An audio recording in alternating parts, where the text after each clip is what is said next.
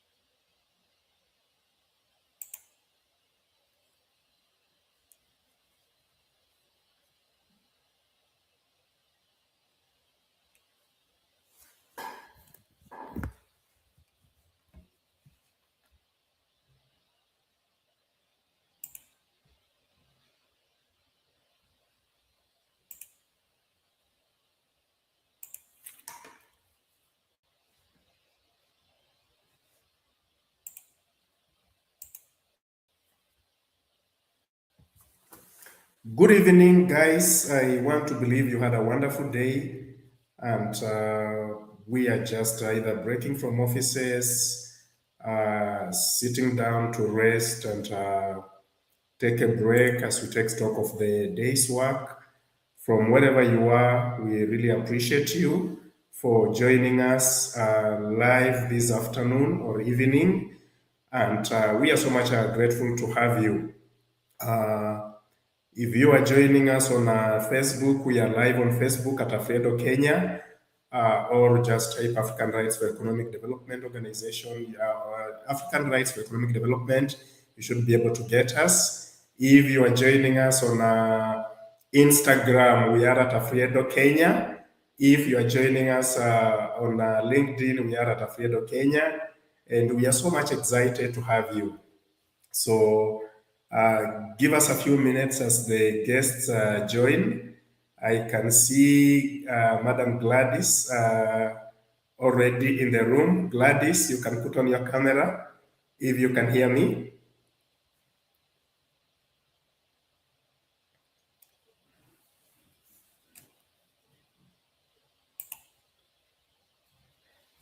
Good.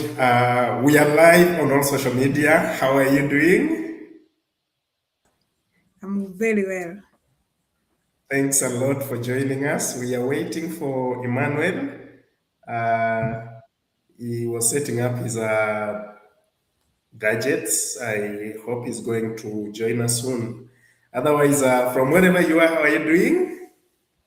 I'm doing well, I thank God. I've had a good working day. Wonderful. Yes. I'm so much excited. I'm so much excited to see you again online after quite some time. Yes, I'm too glad to be here. Thank you. Yes. We are waiting for Emmanuel standing in for Josephine so that we Okay. can start with a short presentation. Then we take off. So just be patient as let me check on him. Please do.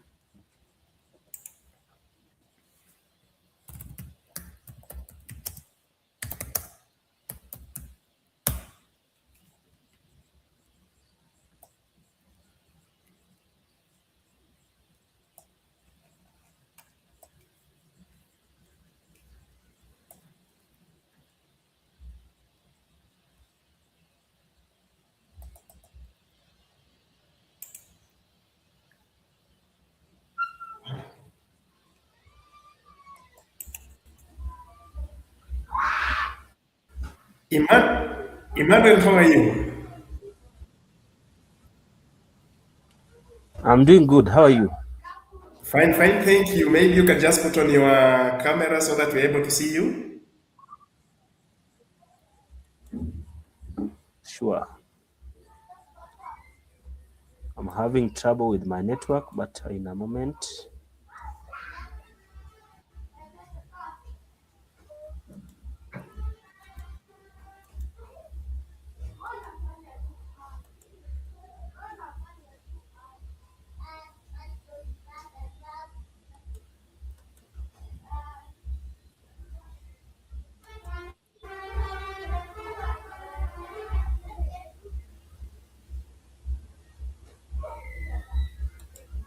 So, as we wait on Emmanuel to set up his camera, allow me to do a brief introduction in form of a presentation, just to give us perspective. Then we will start from there.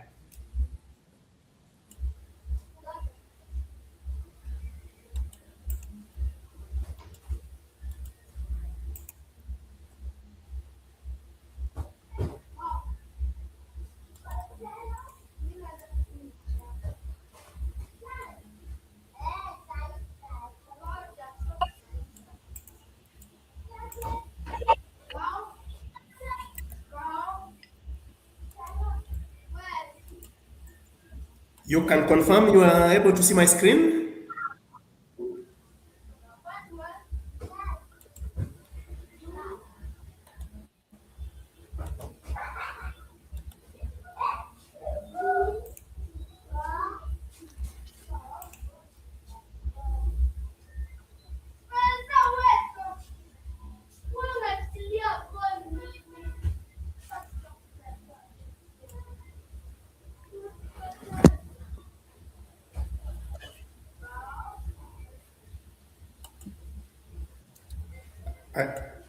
Are, are you able to see my screen? Not yet. Not yet. Okay.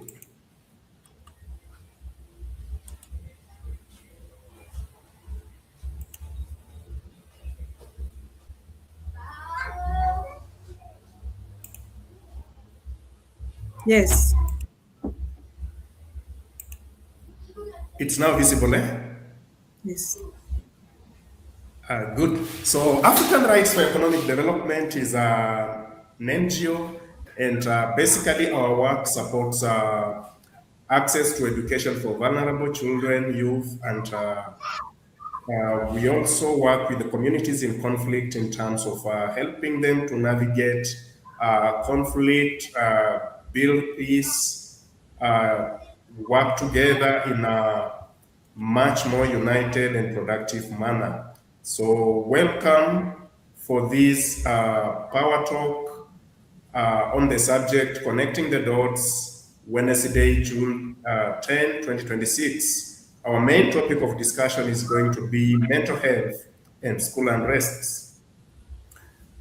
Before we go into the topic, allow me to talk about Goal 300 Work for Peace and Education coming up on July 11 at Nairobi Arboretum.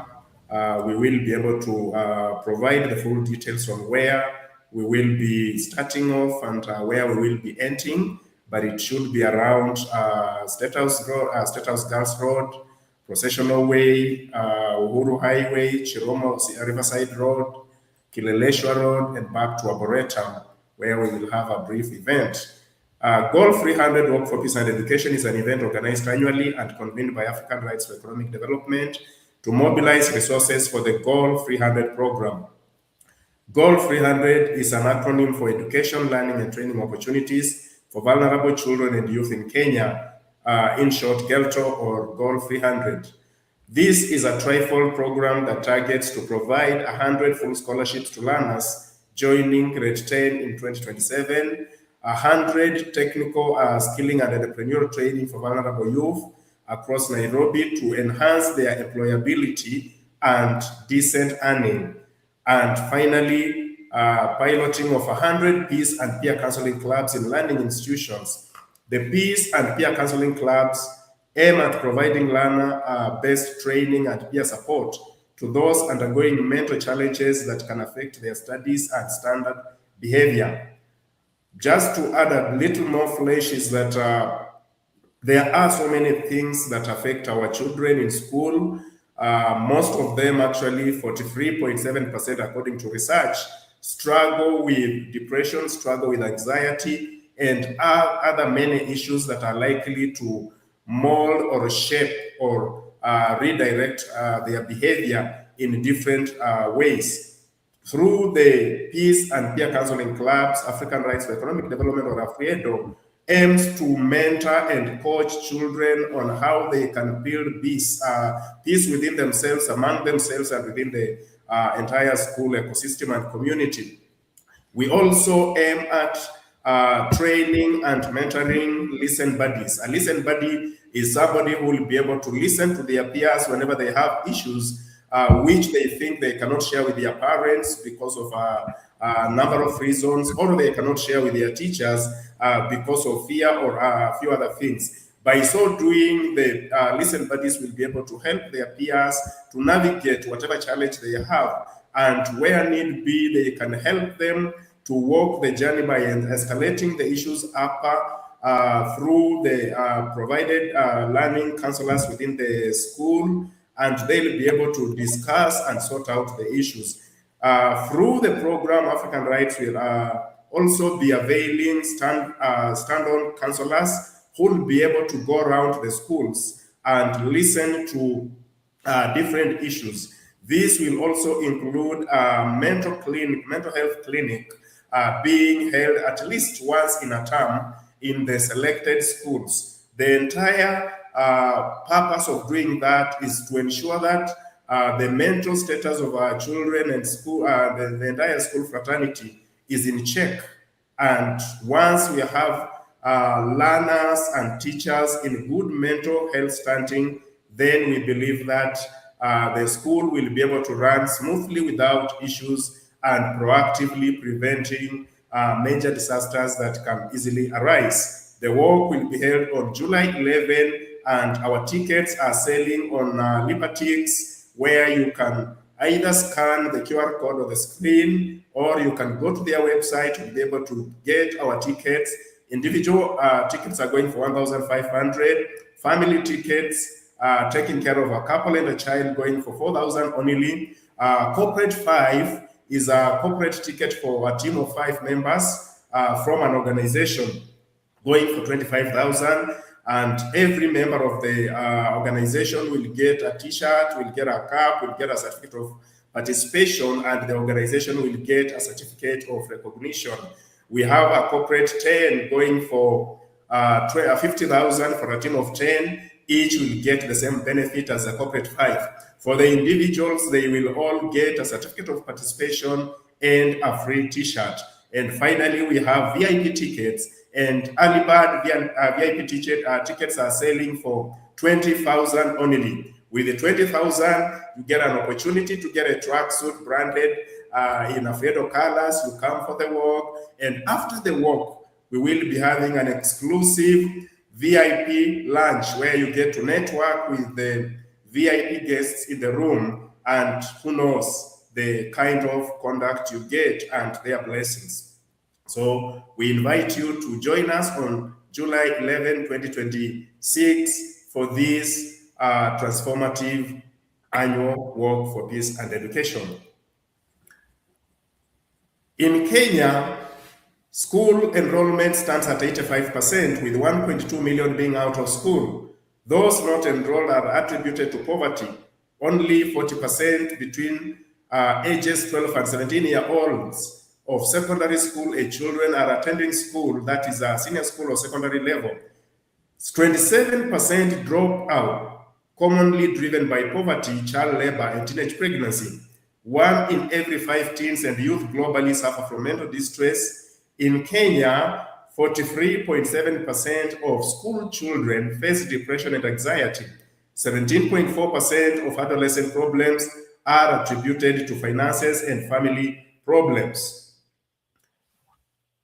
Welcome, ladies and gentlemen, therefore, to the Power Talks Connecting Dots on this Wednesday, June 10, with our main topic being school unrest and mental health. When we look at the history of school unrest in Kenya, it is not something that has started today. The first case of school unrest started or was reported in 1980, and we had a universal occurrence of school unrest events in Kenya. These affected both primary, secondary, and institutes of technology, as well as the University of Nairobi, which was the only university by that time.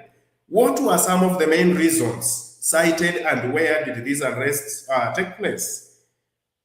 At Lari Secondary School in Kiambu, a girl refused to take instructions from the CRE teacher, and as a result, the school was punished.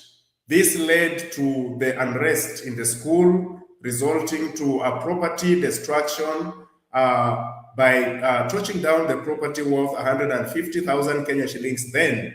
By now, it should be several millions.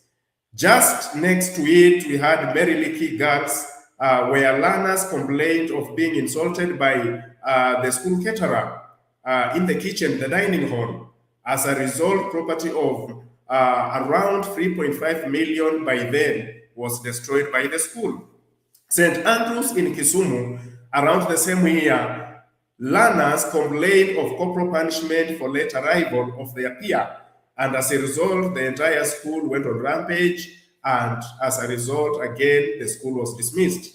Kisumu Day Secondary School complained of lacking behind the school syllabus due to a shortage of teachers. They started an appraisal, and as a result, the school was shut down for a number of days. Niwani Secondary School, complaining of harsh conditions, poor diet, poor sanitation, led to the children or the learners going on strike, and eventually the school being dismissed for some time.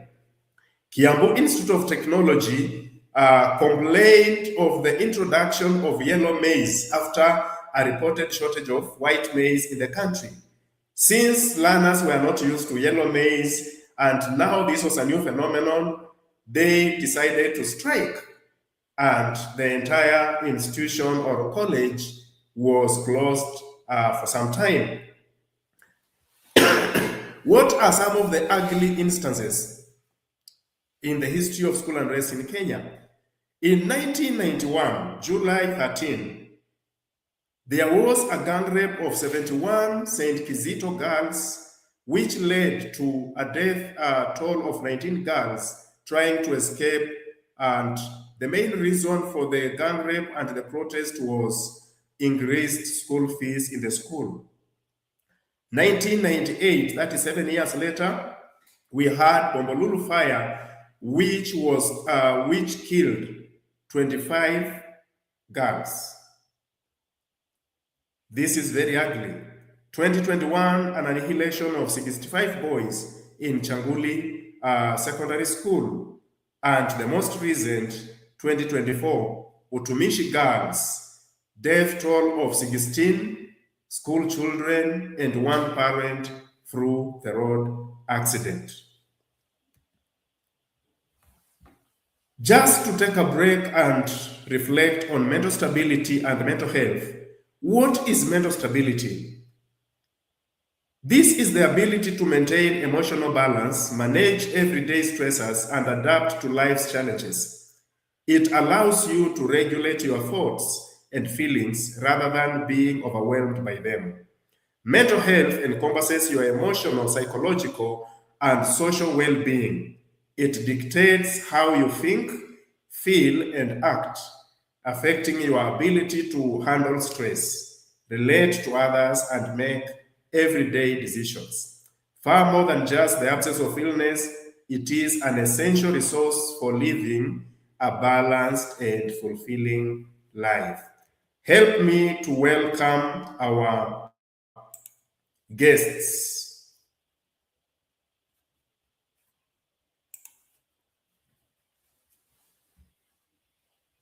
Madam Gladys Kibui is a practicing psychologist, a coach, and a healing trauma expert.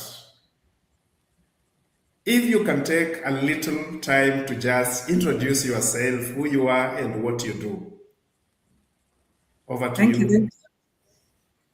Thank you for having me. My name is Gladys Kifwe. As you have heard, I'm a psychologist, a mother, a grandmother, a trauma healing practitioner, and a life coach who is passionate about helping communities understand trauma, build resilience, and also promote mental well-being.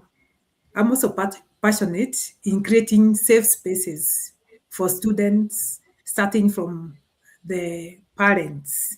Because if we started from the students, would be just be watching the leaves, and the leaves cannot change if the roots are still rotting below.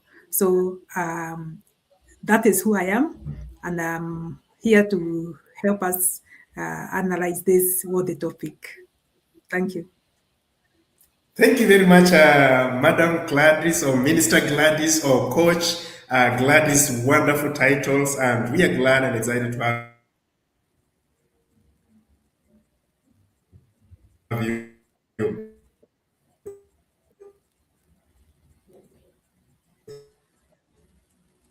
Over to you.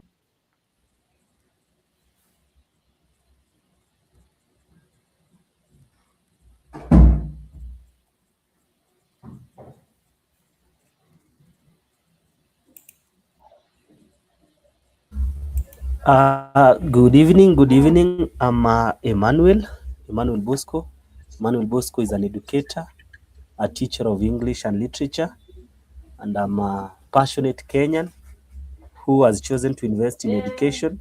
And I believe that education is the most powerful tool that we have. And when we have school unrest in our country, it calls for all of us. Let us join these dots. Where did we go wrong as a country, as policymakers, as educators, as parents? So I'm glad to be here and ready to join the dots. Thank you.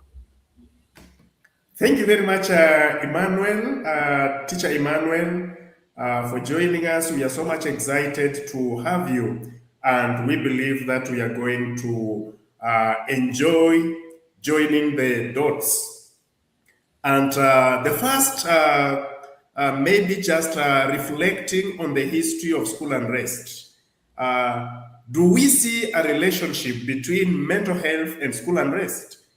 That is our first business. And as we try to join the dots, Minister Gladys, do you think that there is a relationship between school unrest and mental health?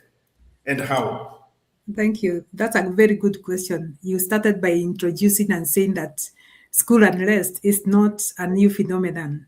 And you brought in so many cases that started happening from the 1980s. And I can attest to it because I was in secondary schools around there. And we also experienced an unrest when I was in Form 1. It was not an easy thing. It was a very terrible thing. And while every incident and every unrest has different causes, different manifestation, and all that, we can say that those are just symptoms of what is going through inside the hearts of those students. And therefore, the teachers themselves, the parents, the caregivers, and everyone involved in the school unrest. And we can see that the symptoms are seen by everybody, and all of us can see what is happening. No one is left behind. In fact, when it comes to the relationship between school unrest and the mental health, there are no bystanders. All of us are involved. Thank you. Oh, wonderful, wonderful. Teacher Emmanuel, is there a correlation between school unrest and underlying factors? Or this is something that just happens instantaneously? What are your Uh, thoughts?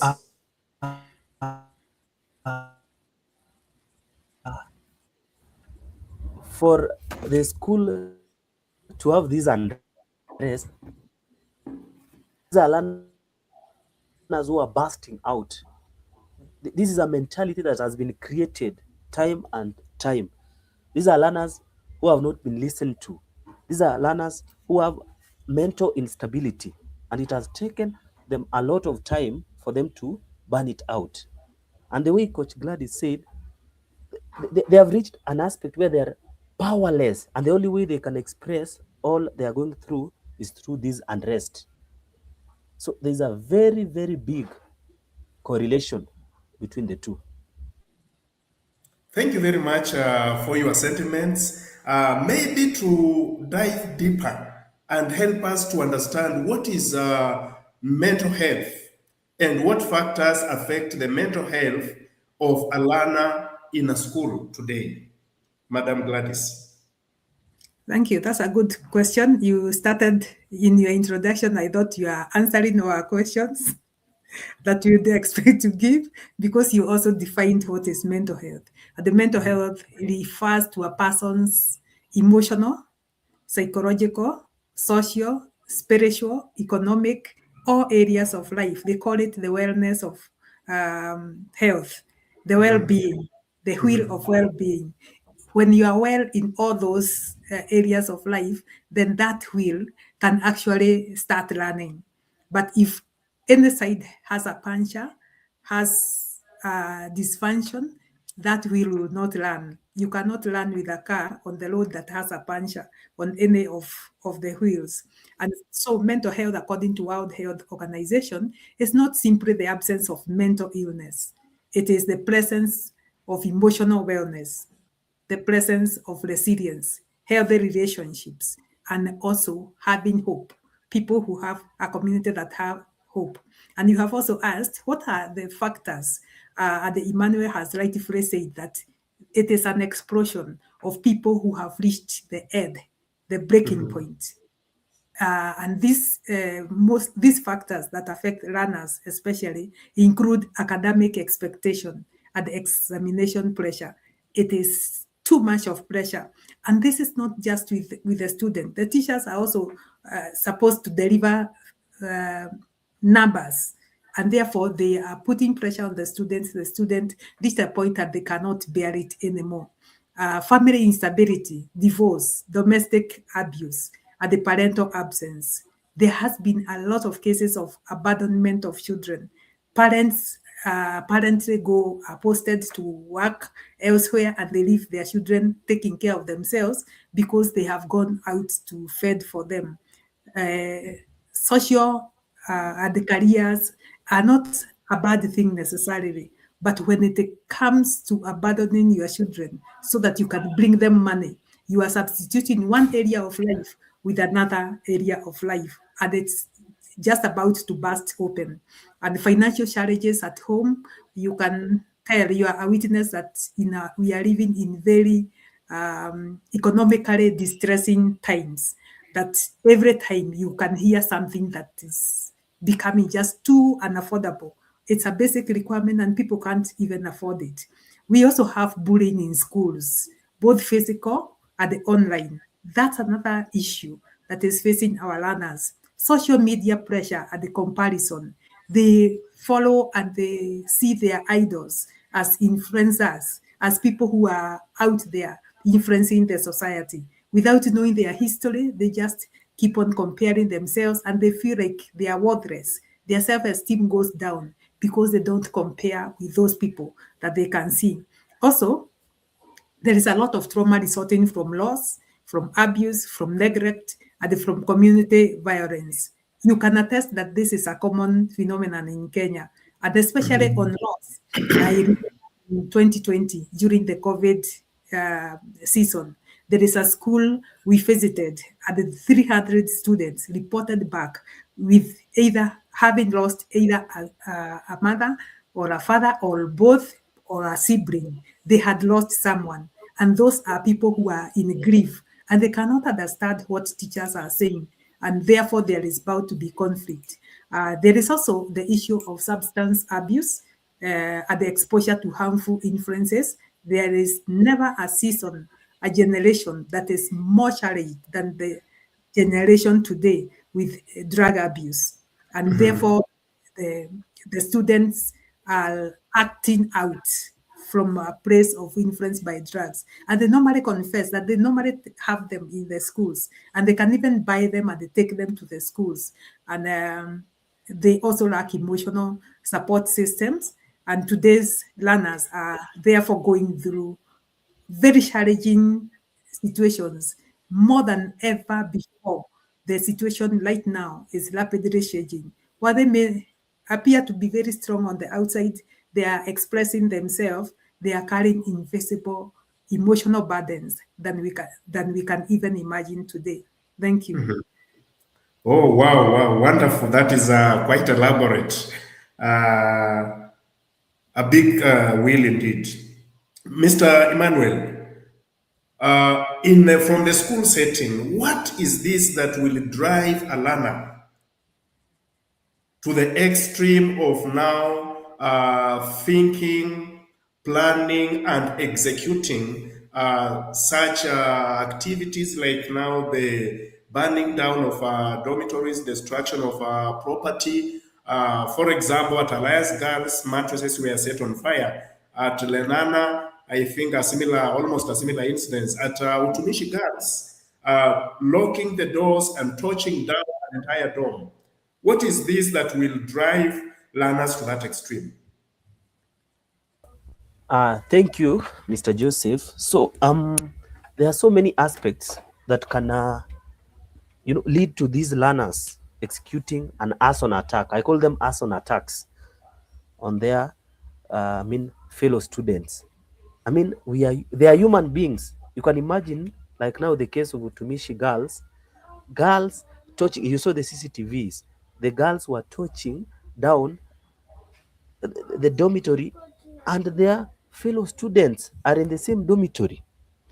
The first aspect I've gone with is the aspect of powerlessness. These children feel very voiceless. No one listens to them when they are raising their issues through the normal channels. It starts with the suggestion box. Most of these senior schools have suggestion box. They try, they air their grievances through the suggestion box. They are not listened to. You know, they feel powerless. There's the case of one-sided disciplinary process. The old school way of solving issues. A teacher is always right. The teacher wants to punish you. The teacher doesn't want to know the other side of you, what led you to doing whatever you did. So these students will feel very powerless. After all, the teacher is always right. They feel very powerless. There's death of dialogue. I think most of these schools don't, advocate for this art of dialogue. Dialogue is very essential. Most of these uh, students, love football, especially boys' school. I schooled in a boys' school, and I remember at one time we requested to watch a World Cup match, and the Wow. school administration denied us that chance. I'm not going to mention the school, and whatever followed, there was unrest until one of the stakeholders, decided to let us watch that one match, and it didn't affect anything. The aspect of powerlessness, if these kids are listened to, the students are listened to, so that they feel they have some power, they have a say, but again it must be limited. The freedom has consequences. Then there is the mob mentality. One agitated child becomes 10, the 10 become 50. These cases of unrest rarely occur with one character, with one victim. It is a case of mob mentality. So the mob mentality drive learners to the extent of contemplating and planning the arson attacks. It is very rare for one to do there are things that they do. If you ask the learner, like now the Tumishi girls, if you ask one of them to touch down a dome alone, they'll not do it. But because of the mob mentality, emotions spread very quickly in a school environment, especially in boarding schools. These school unrests are happening in boarding schools. Why? Because they are staying together most of the time. Whatever they are planning together. So emotions are tend to spread very fast, and the heat of the moment. Most young people can never do the things they are doing together alone. Then, as Coach Gladys said, there is the issue of mental instability, lack of emotional regulations. Nobody taught these children how to manage anger, how to manage frustration, how to manage injustice. You know, there's even injustice in schools. The teacher may decide to punish you wrongly, but is an arson attack a way of handling it? So the emotional regulation on how to handle some of these frustrations, some of these injustices, emotions boil over and they vent it through destruction. So I'm going to go with those three: the aspect of powerlessness, the mob mentality in our Kenyan schools, and the lack of emotional regulation. Thank you, Bwana Joseph. Wow. Wow, wonderful, wonderful, wonderful. Back to you, Madam Gladys. Do you feel that children, learners are powerless? And if learners are powerless, who is this person who has taken all the powers? And then, as you reflect on that, help us. What can children do, and how can they take charge of their mental health to avoid ugly scenarios like now, the ones witnessed during arson attacks? Yeah, that's a very good question. And I'll start from where Emmanuel has stopped. He has said that there is a lot of groupthink, that they think together. We know psychologically that peer pressure is highest at the level of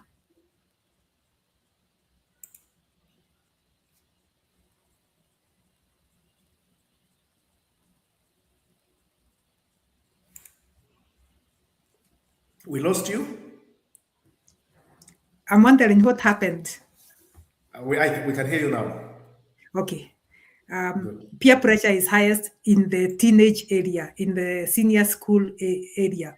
And young people are not as helpless as we want to think or as they normally think. They are very powerful, and we can turn that peer pressure into peer influence because teenagers learn in groups. And how we can do it is that we can get involved in what I normally do on a day-to-day basis. We can get them involved in teen camps. In teen camps, what we do is help them ask 10 powerful questions.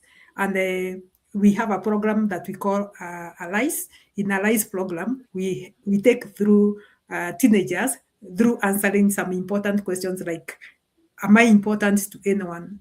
Because by the time they are doing what they are doing as an attack, it's like they feel they are useless, nobody values them, and therefore they decide to do what they are doing.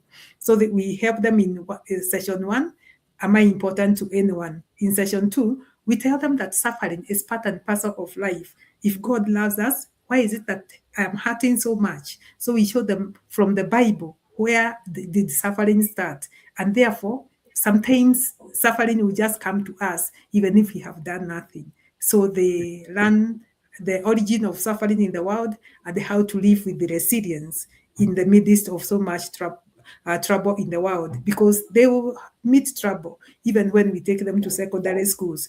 We teach them how to connect. Emmanuel has rightfully said they don't know how to manage their feelings. And if you don't know how you feel and what you can do about your feelings, then there is a problem. So in session 3, we tell them how to connect with their feelings. We teach them a whole 2-hour session on how to connect with their feelings.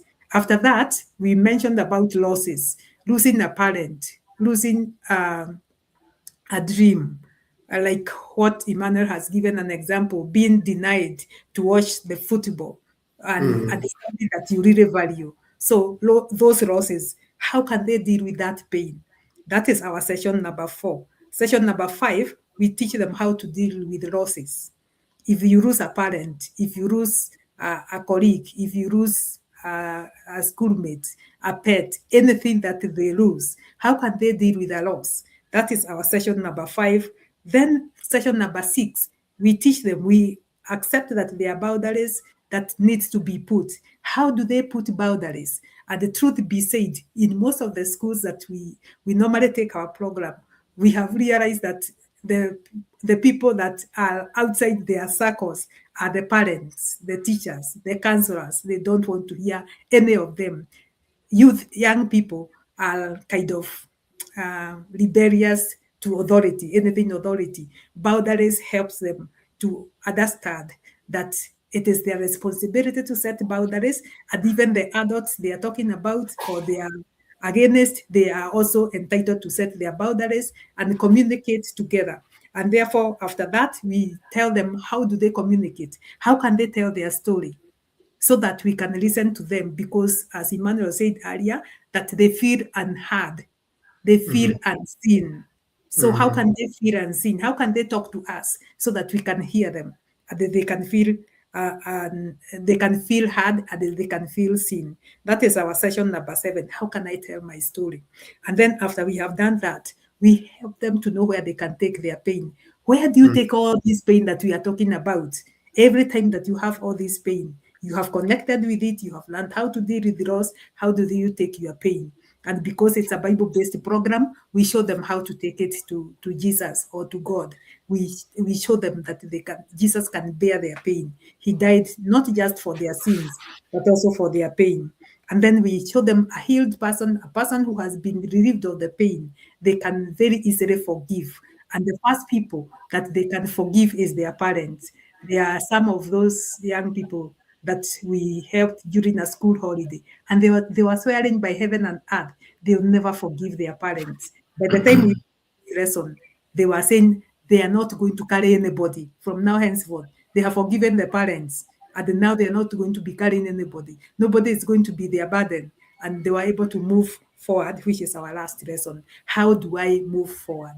Those lessons don't require much investment. They just require the usual thing that you are giving them. You are giving them classes, you are giving them food, you are giving them accommodation, and yours is just to invite us, and we will be coming there, and we will be able to help them to learn through those 10 lessons, and they will discover how powerful they are in their own lives, that they are not helpless, they are not powerless, they are not hopeless. Thank you.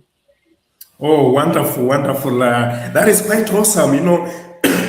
It reminds me of a session I was listening to, I think yesterday or the day before, on Woman Without Limit by Lady Bishop Kathy, interviewing the famous apostle Tim Wanki. And I was amazed that Tim Wangi admitted to have gone through a lot of so many issues. And the father did not know, the mother did not know that he was struggling until when he was an adult. And actually, he had an opportunity now to shed all this weight to the cross, and became very light, could now forgive, mentor the relationship. But that one also left me with a few questions.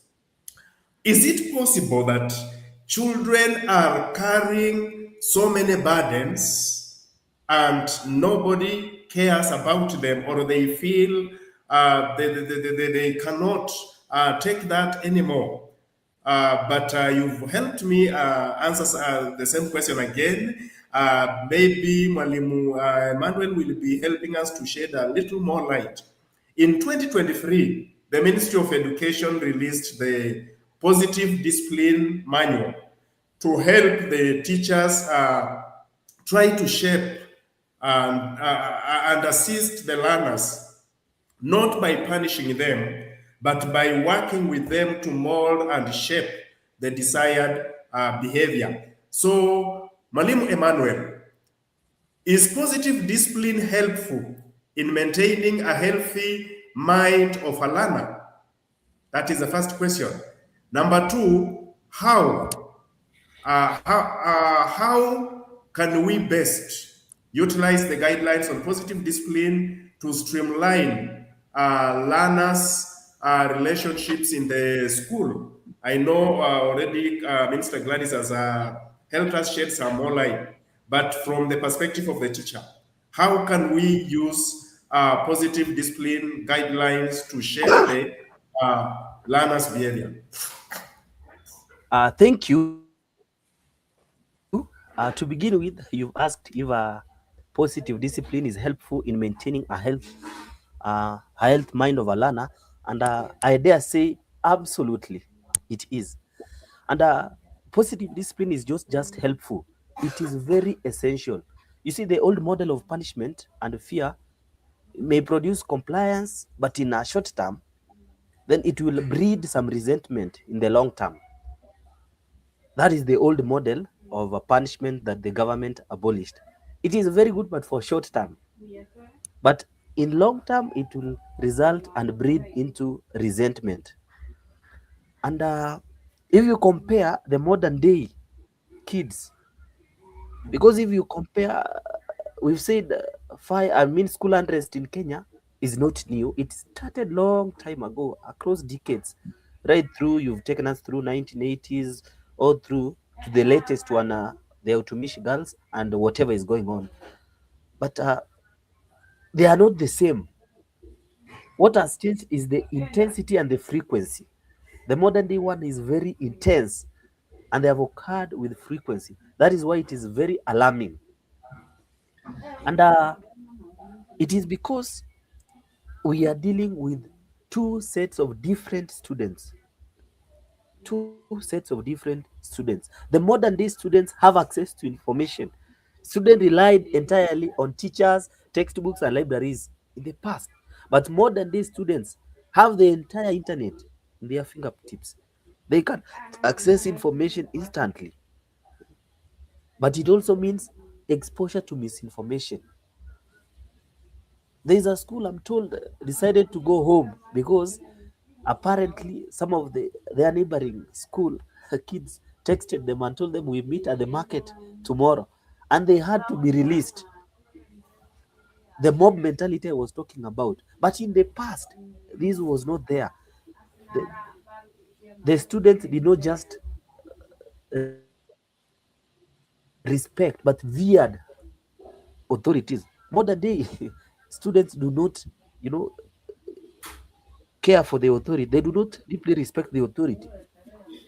The social interaction, social life in the past happened face to face, in the playground, at home, in the community.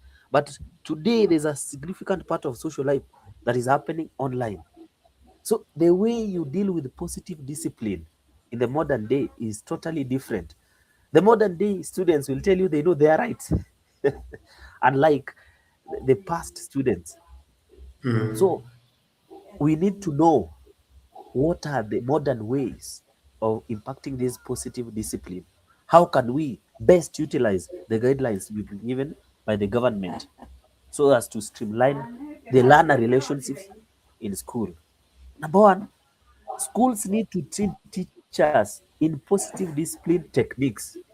Most of these teachers handled the students in the past, they are still handling this new breed of students, but they do not understand how to positively discipline them, how to correct without humiliating, how to set firm boundaries without sounding, or rather, without being cruel. So, we need our teachers to be trained in the positive discipline techniques. How best can we communicate? How can we negotiate to reach an amicable solution? Number two, involving parents in behavior management. Positive discipline requires a parent to be involved in the behavior management. Most of these parents, modern day parents, the way Coach Gladys had said, they are more focused on looking for money other than raising their own kids. Actually, teachers spend the most percentage time for these kids are spent with teachers. Most teachers understand their parents more, I mean their kids, the students more than their own parents. So it is high time parents were involved in behavior management. Let the parent be open, rely, liaise with the teacher, with the school, and get to find the perfect solution for their kids, for their students. Then we have involving learners in making clear and fair rules. That is the modern day type of discipline. These learners wants to be listened to. These learners, they, they want at least to have a say. Once you involve in making these clear rules, I'm sure when children own these rules, they are more likely to follow them when they own them. But if you bombard and you bring the autocratic form of ruling them, it will not work. So the best way to utilize these guidelines is by involving the learners in making clear and fair rules, clear and fair judgments. Then we must recognize and reward positive behavior. It is not just about disciplining those who are on the negative. Let us also show these students that positive behavior can be rewarded. If you want to go for the entertainment in the afternoon, that is a boarding school, ensure we conduct ourselves well throughout the day, ensure we do our cleaning in time, so that they understand that a good behavior, a positive behavior is rewarded. Thank you. Oh, awesome, awesome, awesome.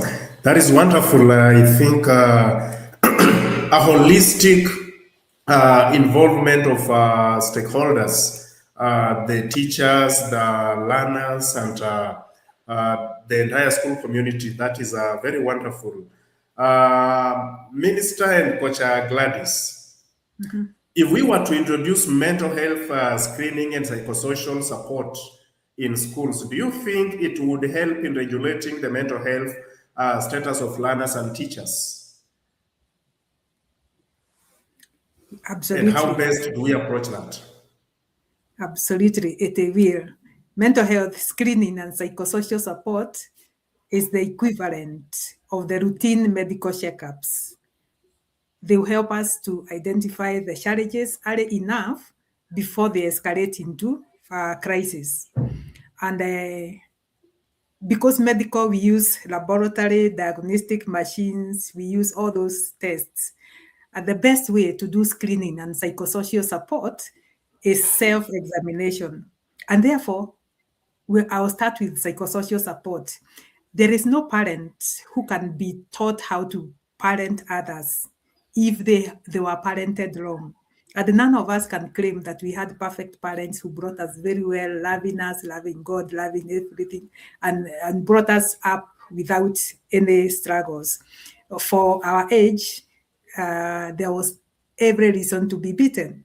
If you looked at a guest with your eyes contact, you are beaten. If you looked down when the guest is talking to you, you are beaten. If you finished food on your plate, you are beaten. If you left food on your plate, you are beaten. If you slept early, you are beaten. If you slept late, you are beaten. So there was every reason to be beaten. It was during beating all round. It was beating all over and all over.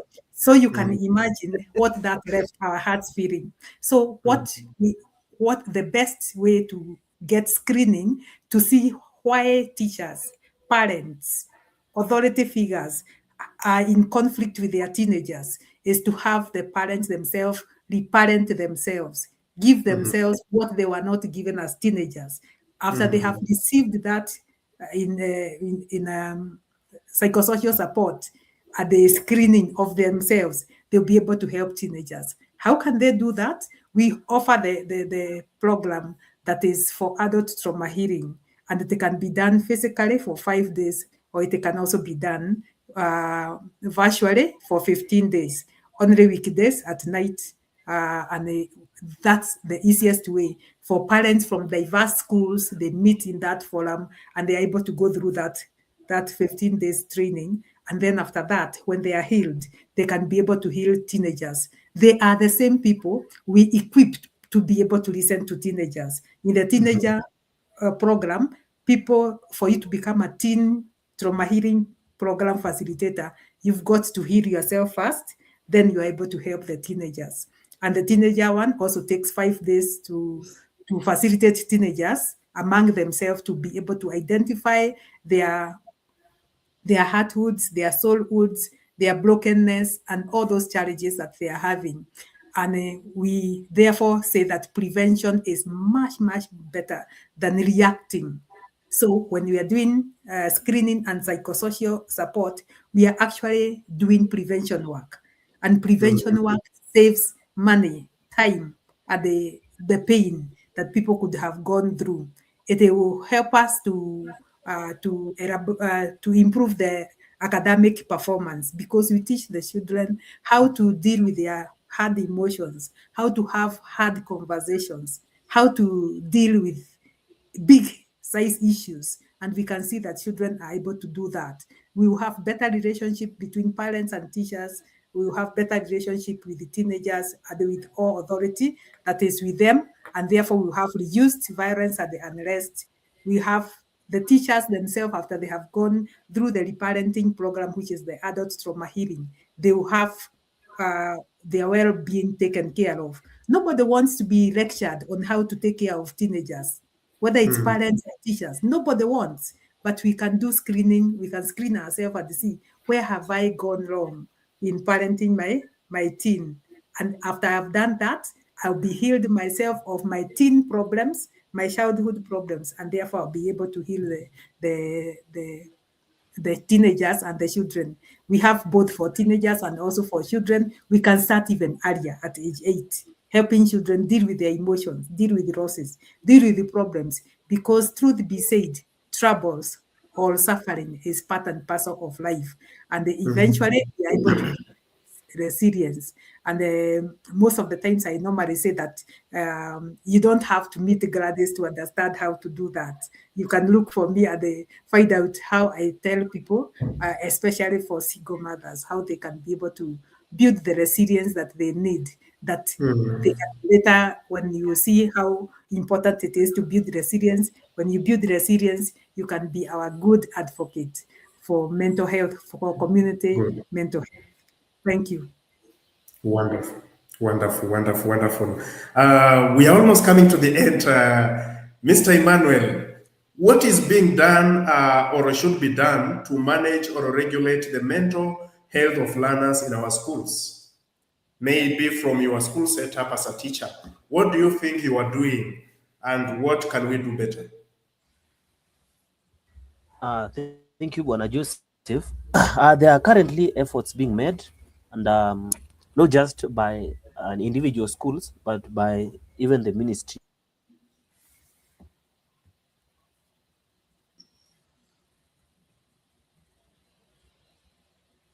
We lost you?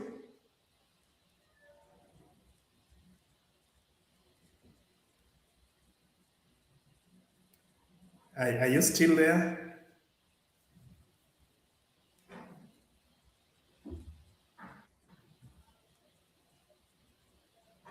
Are you still there, Mr. Emmanuel?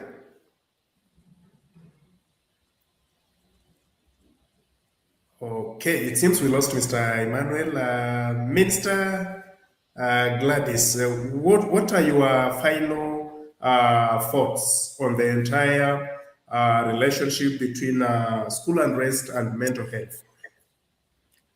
Thank you. I think it's a good ending point on this to say that school unrest and the arson and all those in discipline issues that we have seen, not in discipline, all those issues that we have seen, it's not simply a discipline issue. It's not a moral issue. It's a human issue. It involves relationships, it involves emotional well-being, it involves communication and also support systems. And as parents, as educators, as faith leaders, policymakers, communities, we share this responsibility. This is what unites us, to create an environment where young people feel safe, they feel valued, they feel heard, and they also feel supported. They feel that they are important to everyone and to God first. Therefore, we can invest in mental health of learners. We are not preventing, we are not only preventing unrest, we are also nurturing future leaders, future parents, professionals, and the responsible citizens. Every child deserves a chance to learn in an environment that promotes both academic excellence, emotional well-being, and the total wellness that is needed for that child. Thank you. Thank you very much. What a good place to end this. I think we have Mr. Emmanuel. Mr. Emmanuel? Can you hear me?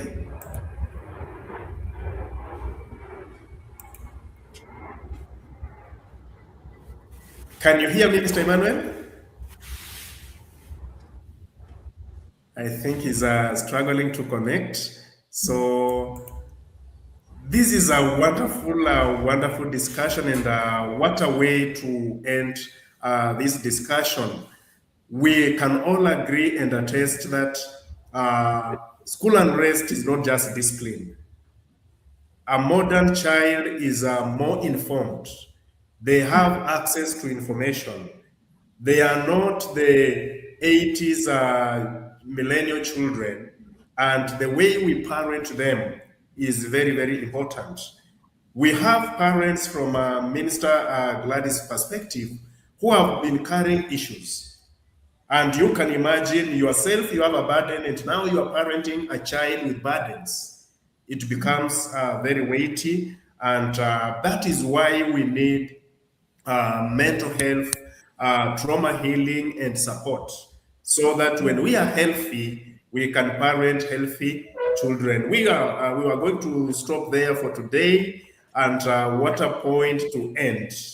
Be healthy to parent healthy, and then we will have healthy institutions, healthy schools, healthy society, and a healthy nation.